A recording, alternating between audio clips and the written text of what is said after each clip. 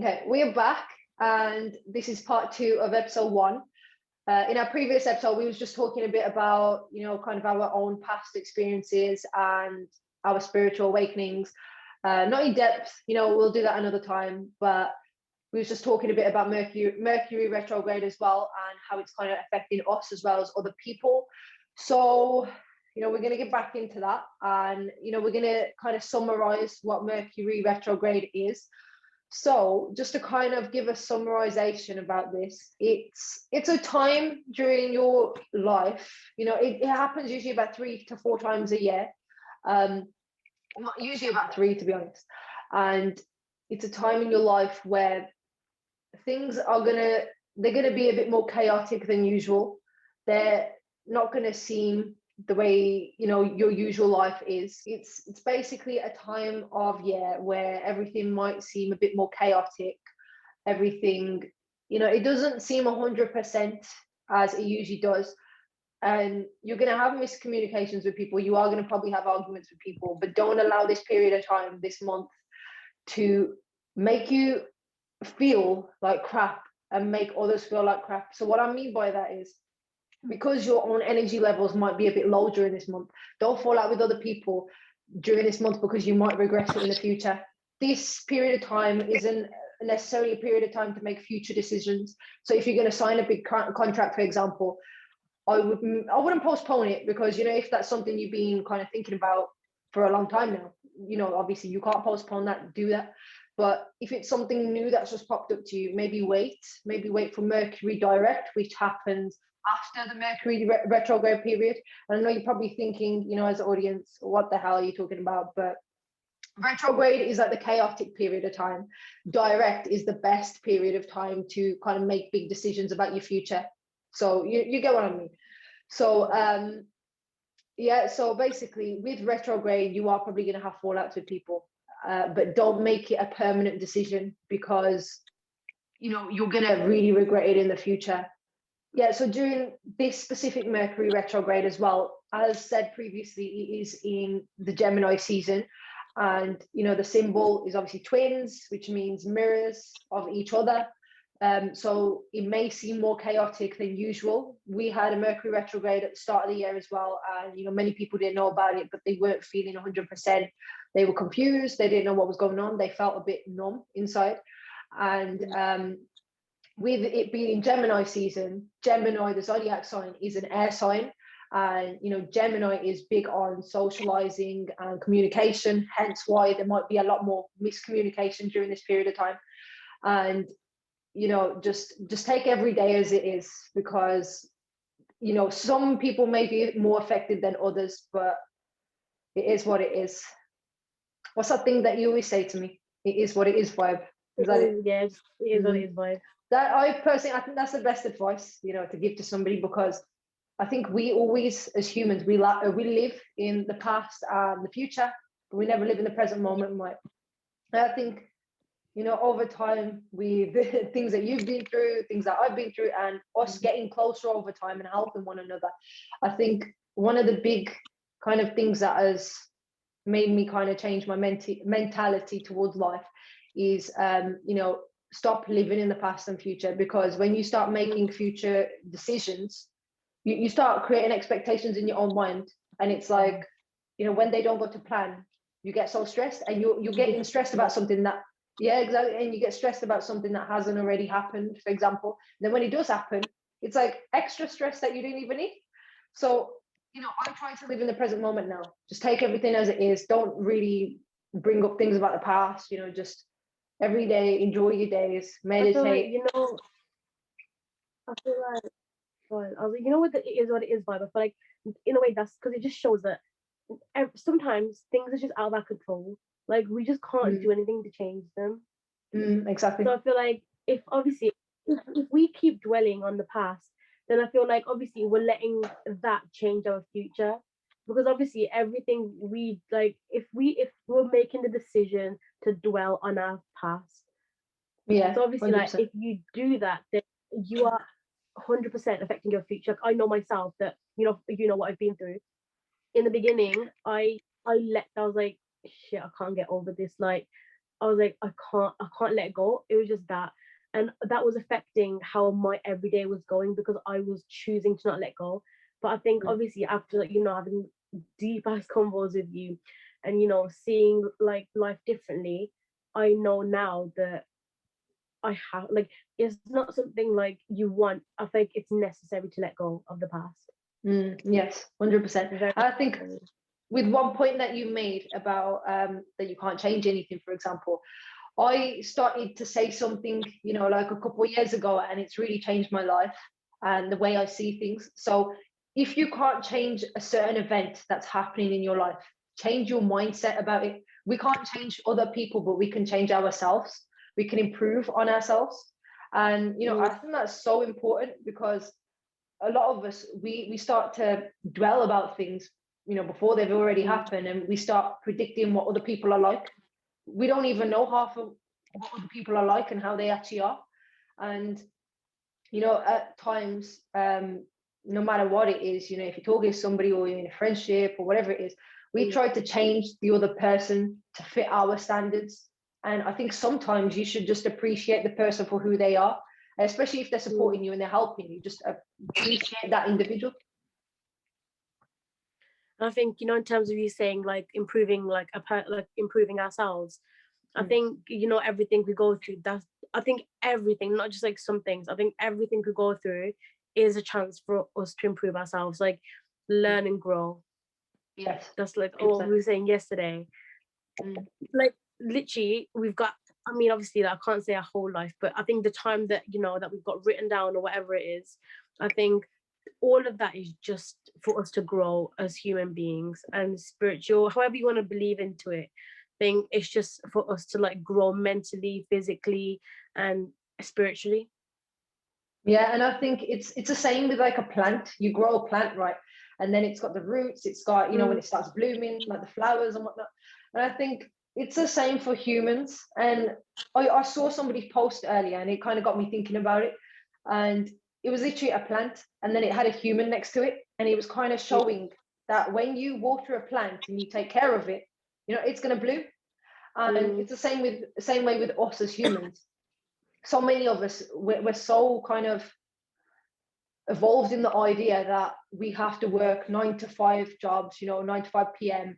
We have to, for some people, it's unfortunate they have to, don't have a choice to start going out, making businesses because of, financial issues and that kind of thing. And I think we're so evolved in the idea to impress other people constantly, social media. If you look around, there's so many people doing that and they're fake. They're not actually showing them true selves. And I was that person. Oh, I had this in I remember, like, before I went through before I knew what actual, like, whatever I went through, whatever, before I had this thing where, like a people pleasing attitude. Yeah. I had that because I felt like the actual me wasn't good enough, like there's nothing interesting about me, and that reflected on what I showed to people. Like I thought, the way I thought was, oh, this is a new person, this is a new opportunity for people to think better of me. But in reality, I think I was just creating like a false reality in my head that, oh, this is how I should be. But I mean, you can't change. I mean, I'm not saying you can't change who you are, but I mean, obviously, like, you're stuck with you forever, so there's no point faking who you are forever. Like, eventually that's gonna, like, come out. And that's why now you get what you get. Like, I mean, if you like me, or anyone in general, come stay in my life. If not, then bye. I love it. I love that attitude. And I think most of it's to do with kind of, you've been through your own hell and you're obviously you're healing from that now. So I think one of the main kind of things that you've started to manifest is your self-love and your self-care. You started to learn about yourself. And I think that's one of the things that's kind of made you improve as a person, and you're helping other people whether or not you realize that. Even me, like, obviously I've been going on my spiritual path for quite some time now because obviously it happened a long time ago, but there's times when I need advice, and I'll come running to you because you give amazing advice, and I'm like, oh my gosh, look at this girl, she's younger than me, she's giving me better advice. And I giggle about it, but your advice is like next level. It is so amazing, for real. I think obviously like the stuff I give advice on, like I wouldn't say it's because I've been through stuff. I'd say like, someone, I feel like from an outside perspective, they give better advice. So okay, I'm not talking about like us in general, but if like let's just say like for example love. Like have you ever heard that phrase like blinded by love? Yeah. Like obviously I feel like obviously when you go through that, like you don't think with a rational mind, which is why I feel like you can't give other people rational advice, and I feel like you can't think for yourself either. So you might make bad decisions in terms of like relationships, not even just like as in a partner or whatever, in terms of friendships, family, anything to do with that. But I feel like someone who's not blinded by love or whatever that may be, I think like we can see rationally, or like not as like confused and stuff. Yeah. So I feel like that's probably why I wouldn't say my advice is perfect, but I feel like it's probably like more helpful than others. Yeah, no, I know what you mean, 100%. And you made a point about people pleaser earlier. Do you think a lot of it was to do with peer pressure, like the people that you may have been around? And I think like how I think obviously like now I'm in college, I wouldn't say that we have like popular groups here, but I think in like my old like schools or whatever, we used to have like groups, and obviously like when people put that mindset, like social media works, you want to be like models, actors, or whatever it is, you want to be rich. I think everything's driven towards money or whatever. I think back then it used to be like, oh, everyone loves the popular kids, like look at them, they always look happy, look at them smiling. But I mean, I became friends with some of them, and then I realized that they're not the people they like seem to be. And I was like, no, I know what you mean. If these lot can fake the happiness, whatever it is, then that's what I thought. I was like, if they can do it, then I can fake it. But then now, obviously, after everything I've been through, I'm like, you know what? Who gives a fuck? Like, I'm living my life. No one's living it for me. I've still got thousands of people to meet. Like, it's just life, man. That's what I'm saying. Like, take it how it is, like you said. And I'm happy for you because I've noticed, over time, you're loving yourself more than I can see.